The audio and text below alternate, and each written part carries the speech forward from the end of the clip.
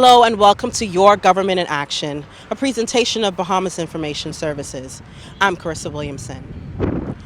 During his contribution to the debate on the Anti-Gang Bill 2024 and the Penal Code Amendment Bill 2024 in the House of Assembly on April 17, 2024, Prime Minister and Minister of Finance, the Honorable Philip Davis KC, stated that the Anti-Gang Bill 2024 is a testament to the major efforts being made to ensure that those who participate in or support gangs are brought to justice.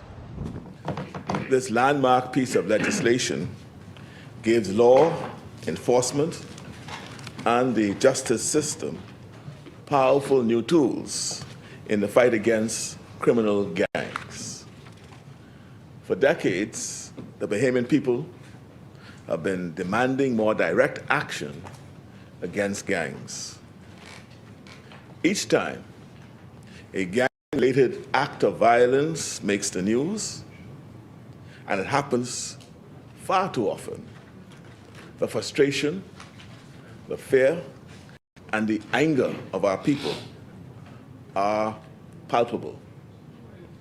Today, we are seeking to make it clear that this administration is willing to take on the organized gangs who destroy lives and communities.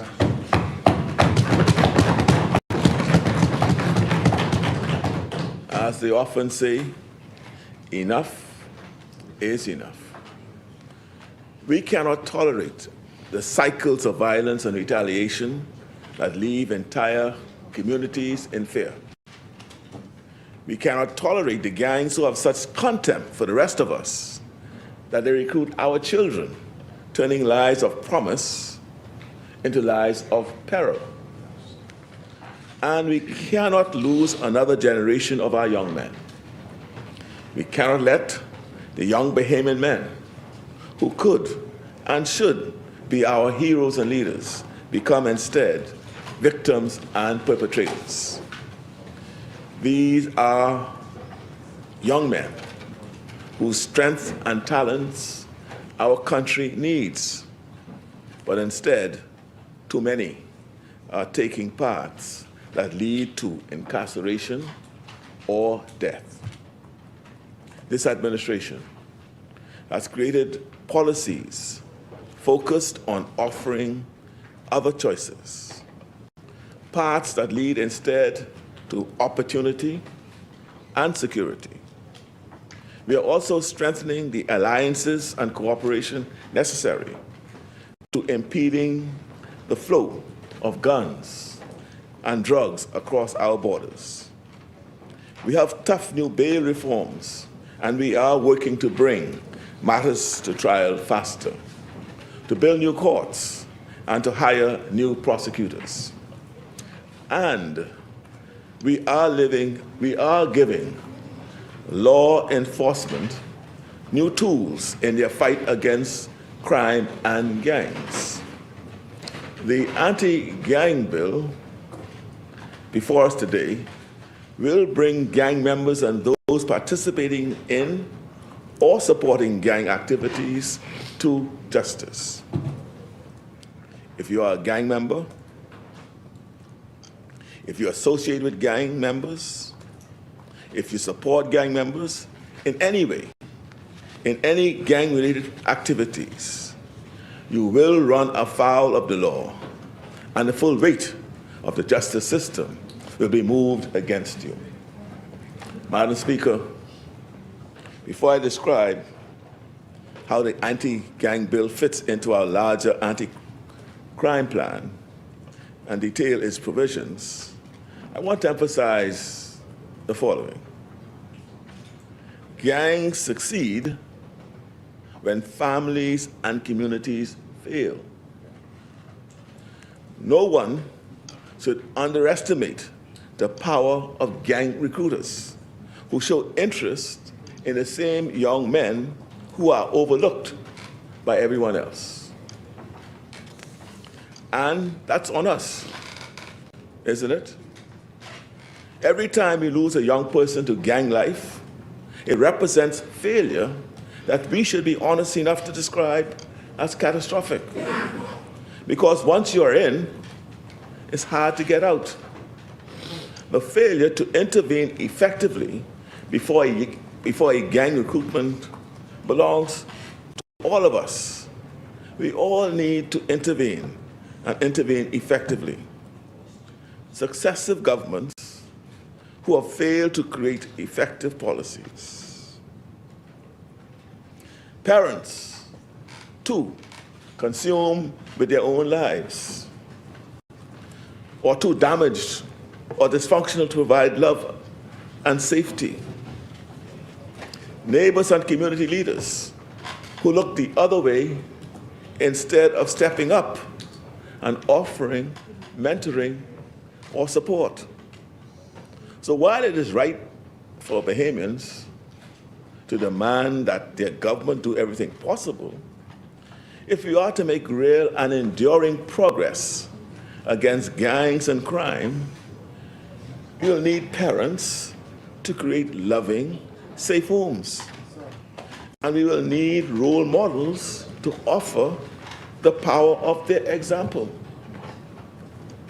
Madam Speaker, we have developed what is essentially a two-part approach to the fight against gangs and crime.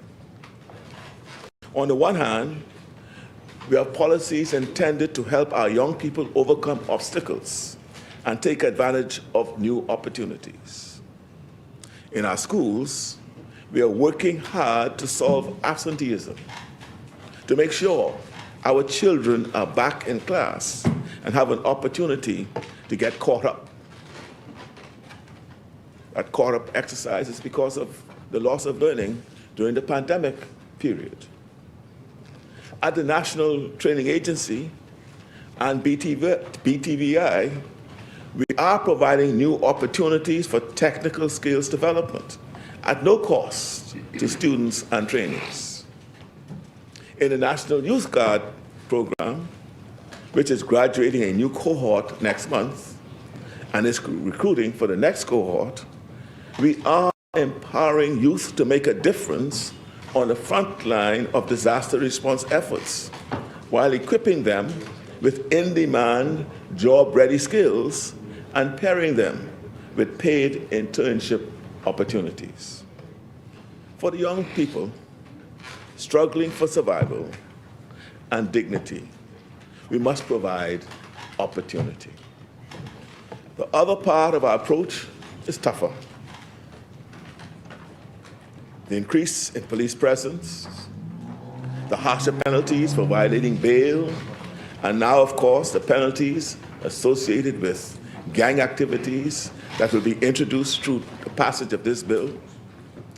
This multi-pronged approach was reflected in the introduction of the Crackdown 2024 Crime Reduction Plan we launched in January.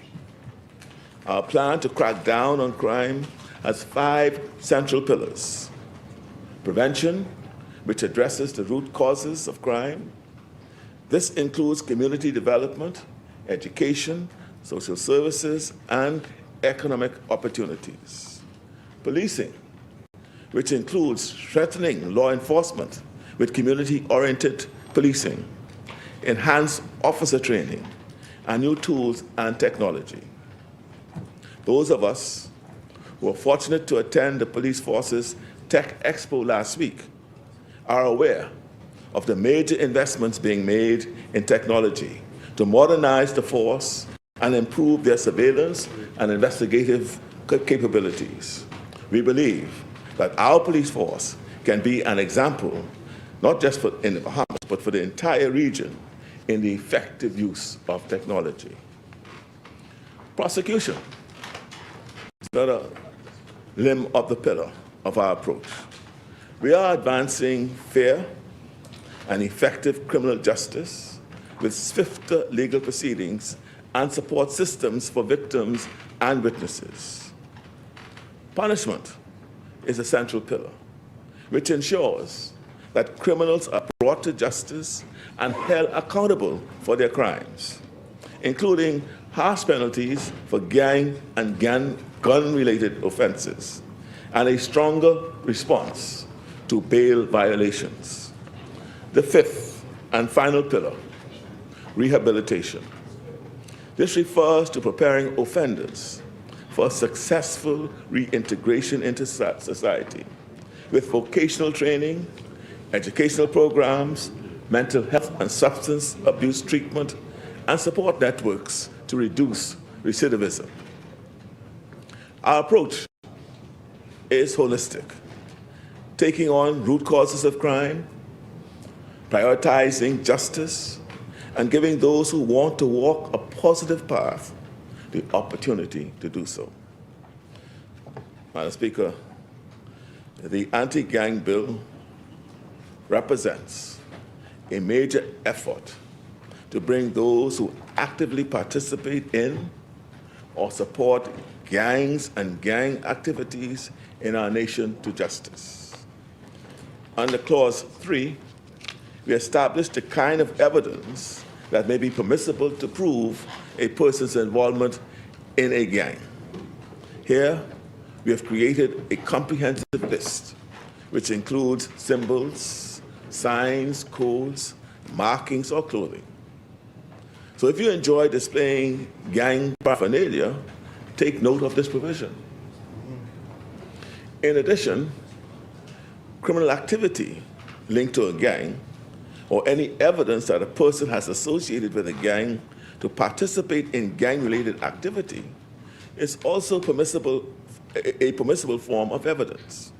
Should a person assist, facilitate, conceal, transport, or dispose of the evidence of gang-related activity, they too may find themselves facing charges. In addition, concealing or sharing in the proceeds of gang-related activity will be permissible as evidence, as would be any statement made or information given on behalf of a gang or indicating involvement in a gang-related activity.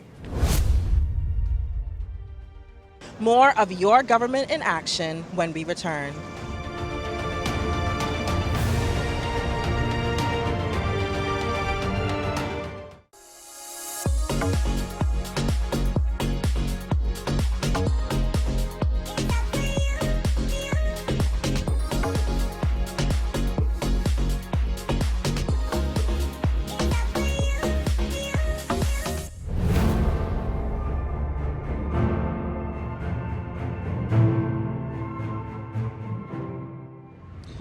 Welcome back. The Bahamas signed a heads of agreement with Royal Caribbean International for the commencement of a touristic development that promises to be a new experience on Paradise Island. The signing for the commencement of the construction of Royal Beach Club took place at the office of the Prime Minister on April 22nd, 2024. It's an eventful day, an opportunity to expand a partnership with a partner that has been a reliable one for the country for the last 50 years. In 2023, Royal Caribbean brought 1.6 million visitors to the Nassau Cruise Port, and in 2024 we expect that they will bring 2 million to the Nassau Cruise Port. For the last 20 years, they've been voted the best cruise line. We are delighted that the best cruise line is bringing the largest number of visitors to the islands of the Bahamas. This is a partnership of excellence.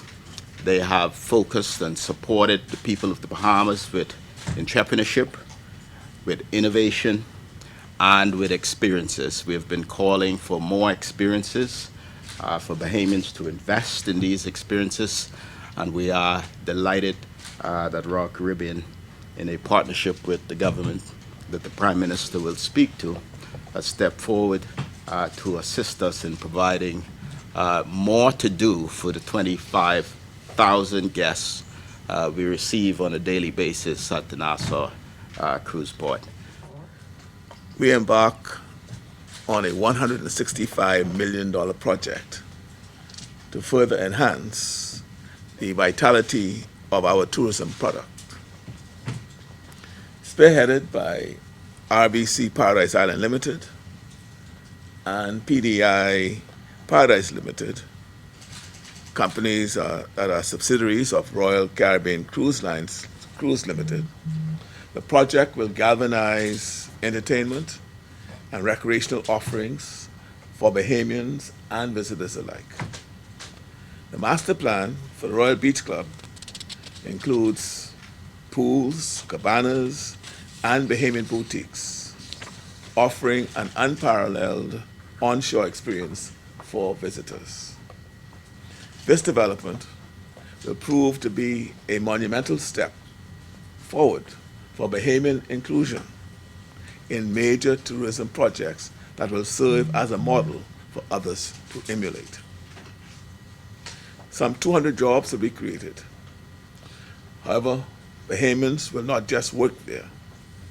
The people of this nation will also share ownership in this development as well. It is anticipated that PDI Paradise Limited will hold at least 51% of the shares in the Royal Beach Club, with the remaining shares allocated to the National Investment Fund for the benefit of the Bahamian people. Through this partnership, we will provide new employment and economic opportunities for this nation. Local businesses will see their share of opportunities as well.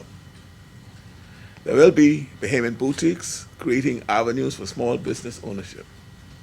And I am pleased to announce that this project will also encompass a joint venture with a Bahamian-owned entity for the operation of a water taxi business.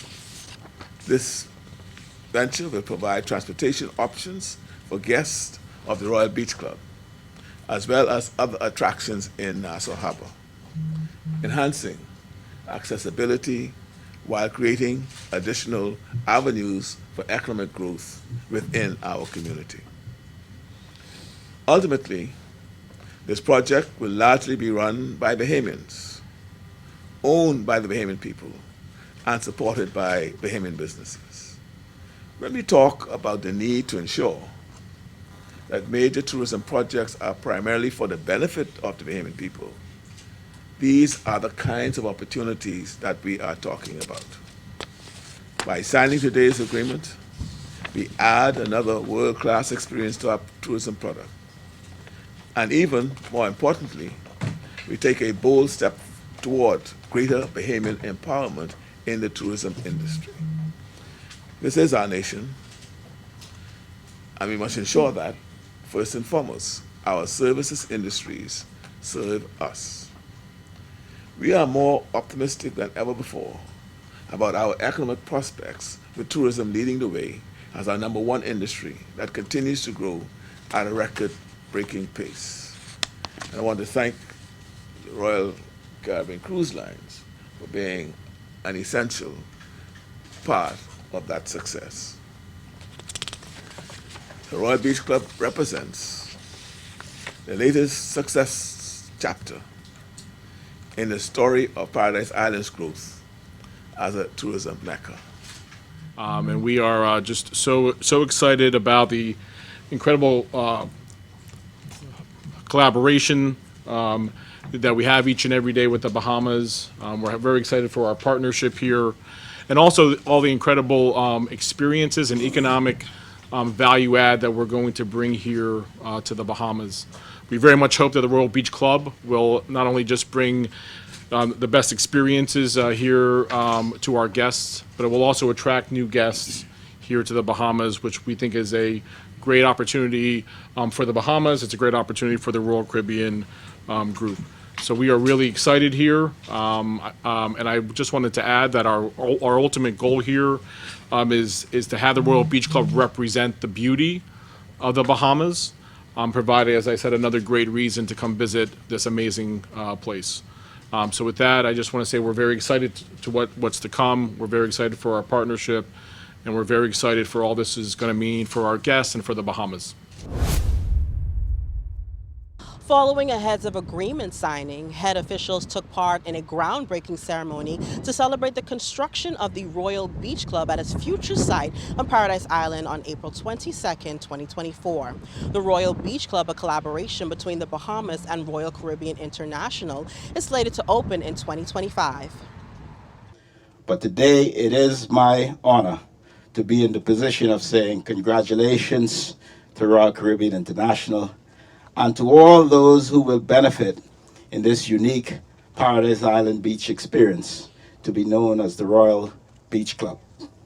I must acknowledge that this journey to this milestone has not been without delays and has not been without controversies.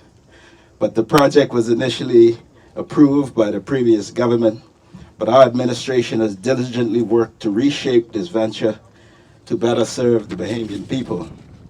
As foreshadowed in a blueprint for change, the government through the National Investment Fund will hold equity, ensuring that 49% of this endeavor is owned by Bahamians. And I know the Prime Minister will speak further to this, but I want to herald the importance of the Royal Caribbean Partnership. For 50 years, Royal Caribbean has been an important stakeholder in the tourism business for our country. Last year, we attracted almost 10 million visitors to our shores, and the Royal Caribbean, that's been voted the best cruise line for the last 20 years, has been the cruise line that brought the most visitors to the Bahamas, certainly to the Nassau cruise port last year. We thank you for your partnership. This year, we are charged to break the record we set last year. So we're looking forward to your continued help and your continued support. This is a model project for investments in the Bahamas. It's a partnership between the government and Royal Caribbean. It focuses heavily on Bahamian empowerment. It draws on the legacy of Royal Caribbean for innovation and for unique experiences, and of course for empowering entrepreneurs. We were delighted to see your participation with your infamous pepper sauce competition some time ago. We have a Bahamian godmother of one of your ships, and you have been a good friend to the Tourism Development Corporation for innovation and support for entrepreneurs. And we thank you for being a good partner. Today we are launching the Royal Beach Club today. It's going to be an important part of the experiences that we offer to our guests. But I want to point out that on average, you will only attract 2,700 guests here. And on average, we are receiving 27,000 guests into the Nassau cruise port every day. That deserves a round of applause, I believe. I see the former Minister of Tourism applauding, and I thank him for his work in the tourism industry as well. Ladies and gentlemen, what this means is that we need more opportunities for guests. We encourage Bahamians to continue to invest in tourism, to continue to create new opportunities, and to continue to take advantage of the boom that we are seeing in the tourism industry. One of the highlights I wish to share is that 1% of gross revenues derived from this establishment will go towards the Tourism Development Fund. The Tourism Development Fund is an offshoot of the Tourism Development Corporation, designed specifically for empowering Bahamians in tourism-related entities. And let me put this 1% in perspective. If Bahamians own 49% of this venture, and if we're getting 1% of gross revenues, in the final analysis, we will be getting more than 50% of the earnings from this investment here. And I would only say that today after the documents have all been signed, sealed, and delivered. But we are delighted for this outcome. We're excited for tourism. We're excited for entrepreneurship. At Royal Caribbean, we're excited for you. And as we look forward to the success of this Royal Beach Club, I'm reminded of the rich history of Paradise Island. From its humble beginnings as an oasis populated by wild hogs and then called Hog Island, to its transformation into a world-renowned destination, and now named Paradise Island. And Paradise Island has always been a symbol of our nation's capacity to astound and mesmerize with our natural beauty and our ability to create world-class experiences for visitors to our shores. Even with all the development that has happened, this island still retains its much of the tropical island charm that gave it its name. Today, one of the oldest lighthouses in our nation still stands tall on the edge of this island as a testament to the ways we have preserved history while embracing growth. It is against the background of this storied past that RBC Paradise Island Limited and PDI Paradise Limited have come together with the government to build something extraordinary. A $165 million development which will pay homage to Paradise Island's legacy while propelling it toward an ever more vibrant future. This investment represents the continued confidence that investors have in our tourism product and economy. Last year, as you referred, we broke the record for arrivals with over 9 million visitors to our shores. And this year, we have already seen several record-breaking months. We have cruise ports, private quays, resorts, and hotels springing up all around our nation, with both domestic and international parties coming together in various capacities to launch successful ventures. We also have historic investments throughout our islands in power generation, healthcare, airport and seaport renovations, and major infrastructure projects that will lay the foundation for the continued expansion of our tourism product. We will forge ahead, determined and optimistic toward a dazzling future for tourism in the Bahamas. And the Royal Beach Club is an important part of our plan. I'm Carissa Williamson, and this has been Your Government in Action, a presentation of Bahamas Information Services. Join us on Tuesday evenings where we bring you highlights, coverage, and information as we continue to do what we do best, linking people and government.